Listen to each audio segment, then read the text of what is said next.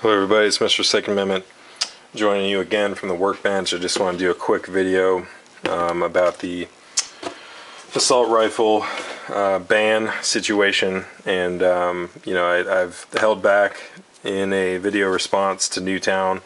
Didn't want to jump on the bandwagon and say anything, and honestly I'm not going to talk a whole lot about Newtown. Just another tragedy where people died that didn't need to.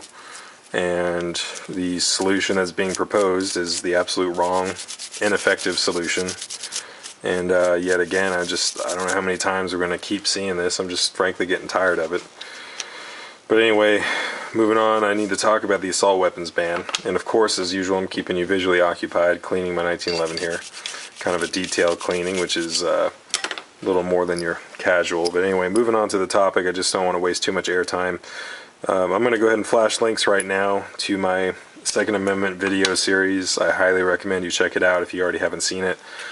And I'm not going to waste too much airtime talking about the Second Amendment and why we have it, because I've already done it in a two-part series. So highly recommend you check that out before you watch this video.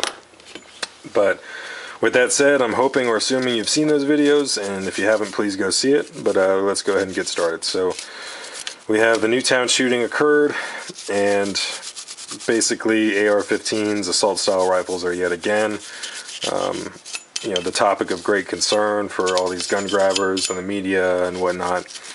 And we need to look at what's going to happen, because Senator Feinstein out of California, she just proposed a little recently here her federal assault weapons ban legislation that she wants to send forward to the House.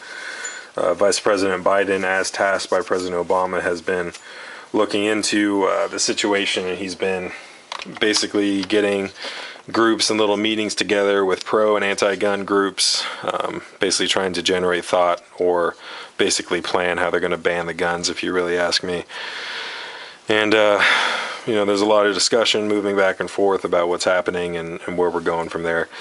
So the situation honestly does not look the best right now. However, you got to think about it. There's 10, in my mind, there's 10 pro-gun Democrats, at least that I can think of, that are going to be a tough sell. It's going to be hard to sell a federal assault weapons ban when their constituents do not want it, and when they themselves are against it. So I don't know what kind of bill it's going to look like by the time it finally hits the House. And I don't know what we're going to be facing. I don't know if it does get passed, what it's actually going to look like by the time all the backroom bartering, trading, buying, and all the pork has been added to it. Who knows what it will actually look like if and when it gets passed. But basically, I just want to discuss what this potential ban could be and what to do about it. So let's move on. And to move on, I actually have, this is straight off Feinstein's website, which is just the nastiest. Oh, couldn't stay there too long, just enough to print this out. Just going to go over it with you real quick. First of all, bans, this is very important. And I'm going to tell you right now, I have experience with the gun laws in California. I fully understand it, working in a gun shop in California. I've seen what's been happening the past 3 weeks. I've seen the California law as it is. And everyone knows, and if you don't know, it's time to realize that California is the proving ground for the federal government. So what happens in California is kind of the trial run, and if they can refine it or convince people it's worth doing, then they go for it on the federal level, which is exactly what's happening right now. Feinstein, she's Senator of California, and basically she's proposing this for a federal level. And much of it actually comes from existing California law regarding assault rifles and whatnot. So before I go over Feinstein's bill, I just need to go over some real quick. And if you saw the Second Amendment video, I harped on it a little bit, probably not as much as I should have. But people say the worst thing I hate hearing, especially from people who own guns, or people who are trap shooters or hunters, or people who don't particularly buy the assault rifle style military rifles. They say, oh, well, I don't know why anybody would want it. I mean, I'm a deer hunter, or I hunt coyote, or I'm a trap shooter, or whatever. I don't need an AR-15 that has a mag over 10 rounds. I don't understand what all the hoopla is about. We should just pass it. And what I got to say to you, if you are in that boat, is get the hell out of that boat.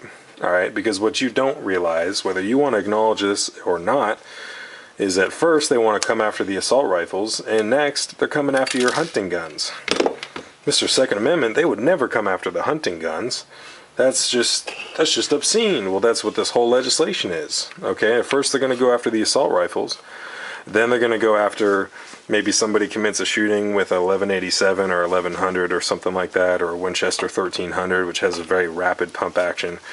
And once somebody does that, then they're going to go out to ban these multiple munition launchers, these street sweepers, these dangerous, I can just imagine the rhetoric that they're going to bring out. And then they work towards banning those. And then someone snipes people from a bridge or something. And then they start to ban Model 70s and 700s and Ruger 77s and like all your traditional hunting rifles until what?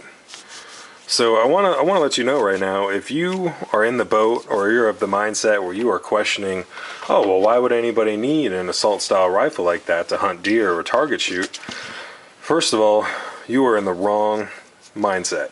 All right, the Second Amendment is not in our founding document, second only to the basic and fundamental human right of freedom of speech and freedom of religion.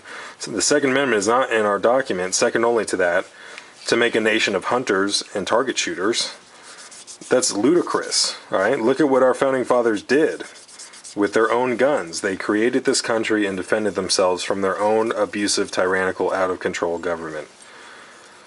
And by taking away our military pattern rifles, that is disarming me. I'm not going to give those up or be told I can't buy them and be told I'm not being disarmed because I can still have my hunting guns. The Second Amendment was never about hunting. Right? I don't want to waste too much airtime on it because I've already laid it out. And you really should check out that video. But knowing the law in the state of California, I just want to move on with Feinsteins Bill and try to interpret or be your translator as to what that would mean for you, where maybe you're in Colorado, maybe you're in Virginia, maybe you're somewhere and you think that you're going to be all right. Not necessarily. So here we go. As authored by Feinstein off of her website, here it is. Bans the sale, transfer, importation, or manufacturing of 120 specifically named firearms. Certain other semi-automatic rifles, handguns, shotguns that can accept a detachable magazine and have one or more military characteristics, and semi-automatic rifles and handguns with a fixed mag that can accept more than 10 rounds. We're looking at SKS with conversion and all the other rifles. Strengthens the 1994 assault weapons ban and various state bans by moving from a 2-characteristic test to a 1-characteristic test. Now that requires a little bit of historical context. Back in 1994, they did the crime bill under the Clinton administration. That was a Clinton assault weapons ban, lasted for 10 years from 94 to 2004. It listed 5 military style features, and the rifle could have 2 of the 5, but as soon as you hit 3 of the 5, all of a sudden that rifle became illegal. Now they're moving in Feinstein's proposed legislation. They're going to move that from 2 characteristics acceptable to just 1, which means the people that are going to all of a sudden become criminals, that's a larger number now, and the guns that are illegal, that widens the scope. So there's a lot covered under that. Banning firearms with thumbhole stocks and bullet buttons to address attempts to work around prior bans. Now there is no elaboration on that, and they're going to come out with photos and whatnot of exactly what they're talking about. Or they may just leave it open-ended on purpose. At this point, who knows?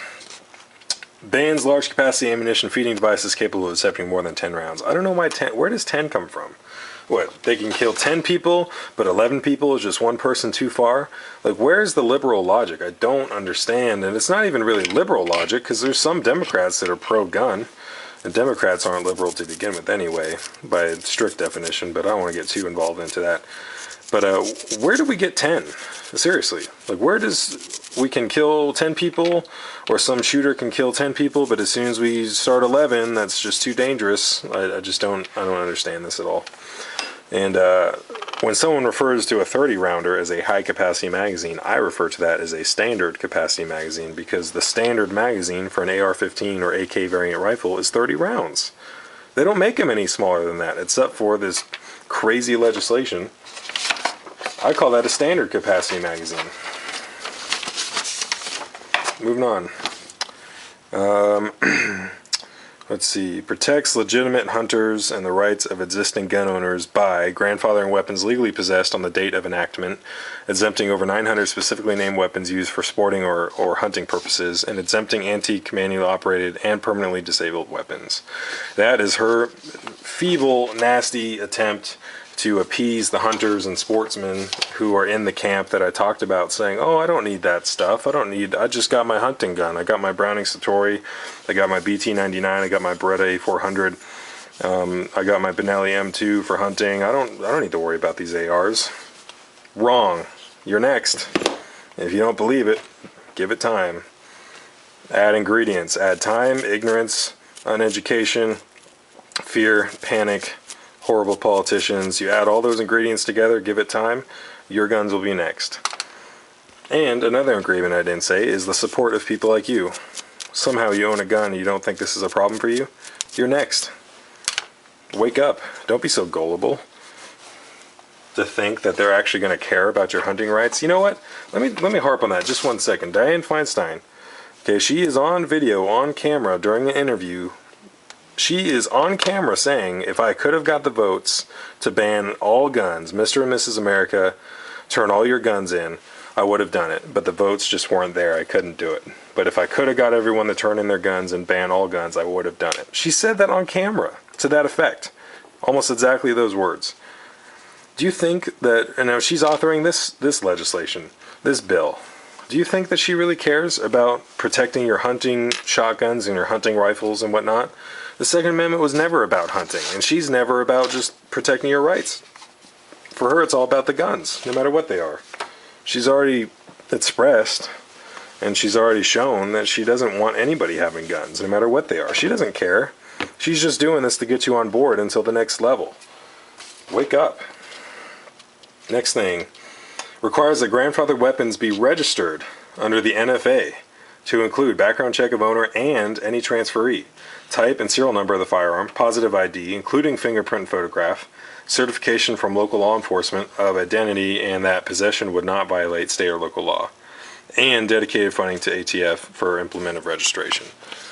Let me be your little translator here, knowing how California law works, selling guns under California law, and witnessing the horrors of this state's laws.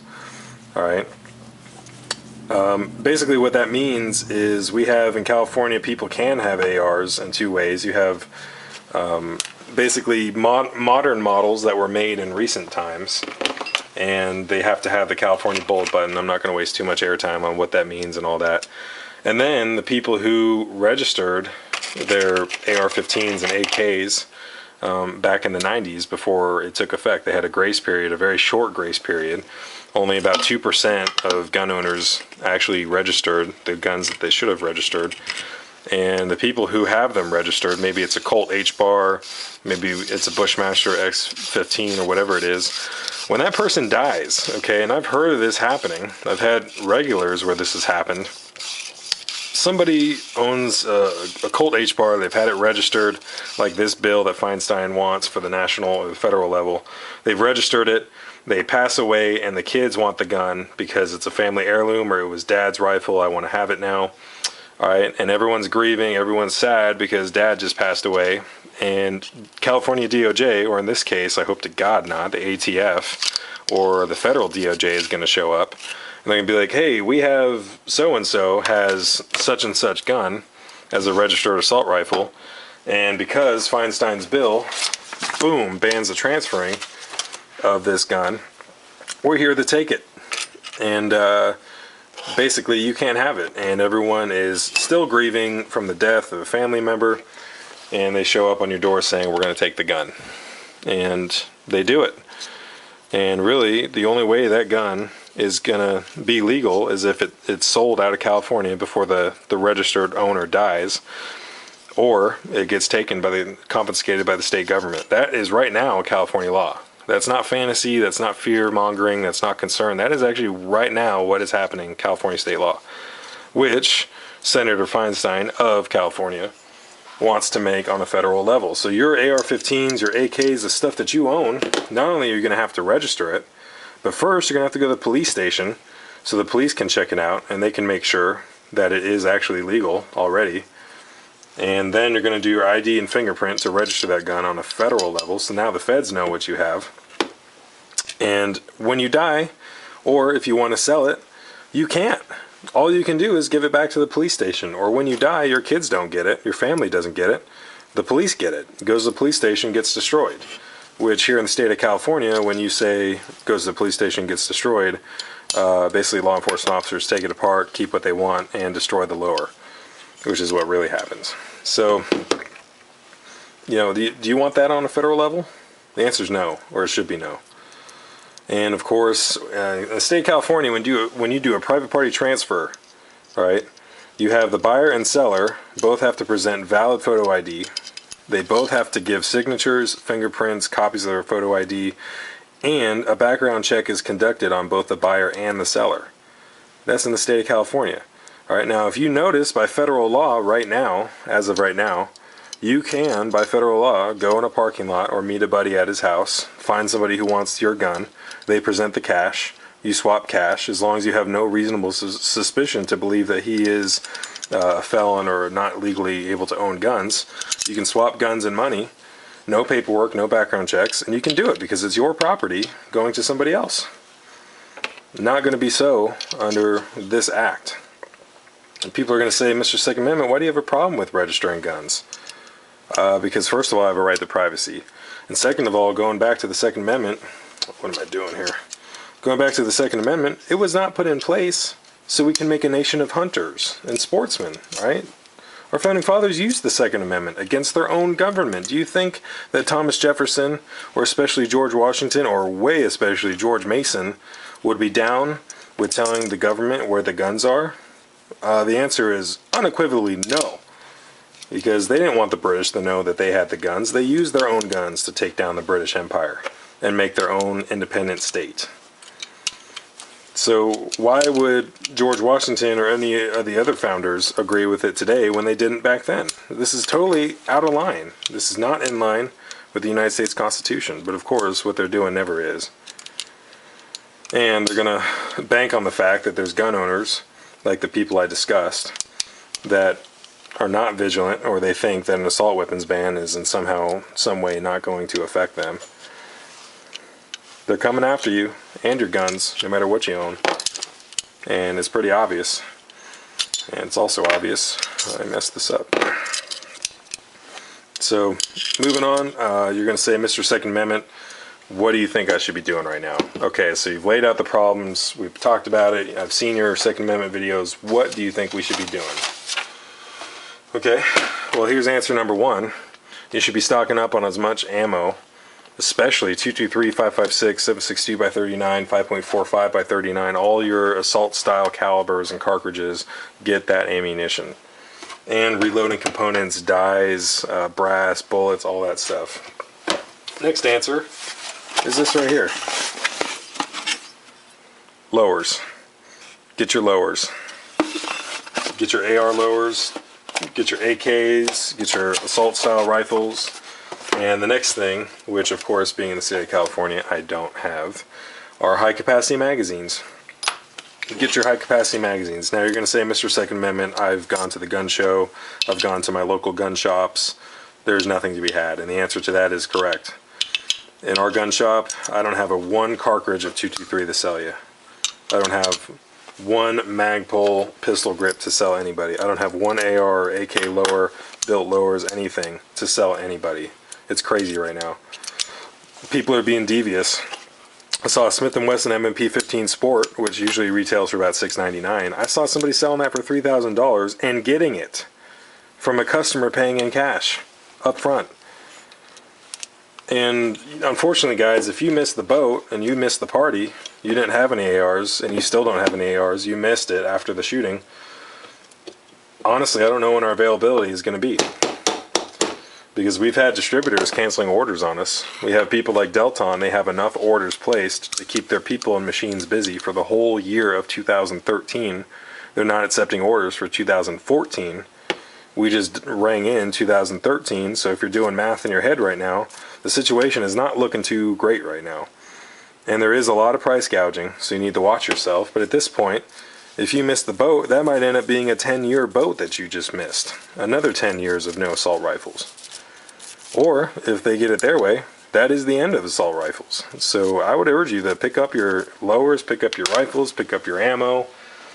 Not only for assault style, pick up ammo of all calibers, because if they can't ban the guns, they're going to ban the ammo. And certainly banning ammo and making restrictions on ammo is going to make less waves than banning the guns themselves.